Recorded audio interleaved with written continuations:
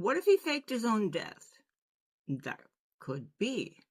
Last night I was watching a movie where this really rich guy, wanted to transfer his soul into a younger body because his old self was sick. And the guy, the scientist, said, okay, but to fake your own death, it needs to be in a public place. And that set off like a light switch in my head. It has to be in a public place.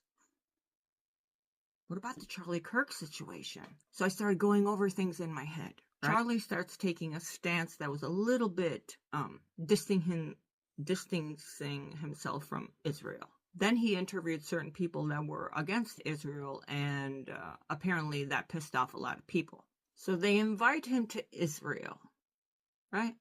He comes back. They invite him again. He doesn't go this time. Candace Owens and Charlie Kirk both said that he was offered millions not to give a voice or a platform to certain people. No. In the meantime, Charlie Kirk was said to be a future presidential candidate. So if he's a future presidential candidate, you can only imagine him slipping through your hands, how that would be a problem. So we get to the day he was shot. I used to organize events, and for every event that I ever organized, I had to have a certain amount of ambulances or medics on site for how many people I was having. Oddly, that day that Charlie Kirk was shot, there were no ambulances, and his own friends had to grab him and put him in a car to drive him to the nearest hospital. So the weird thing was that a lot of people are saying the shot came from here and came out here. Other people are saying that the shot came here and went through here.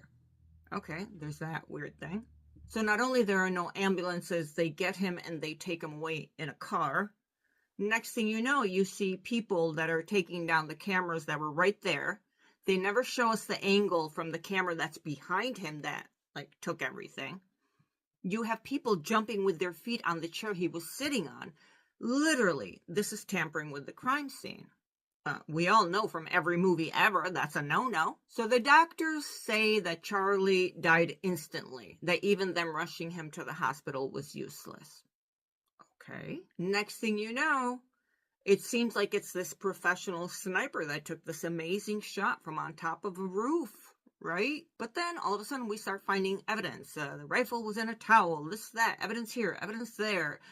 All of these things that was like, well, if he was a pro, this is rookie mistakes. So there's that. Then the financier, one of the biggest donors to Turning Point, donates $1 million to whoever can find who did this. All of a sudden, Father of the Year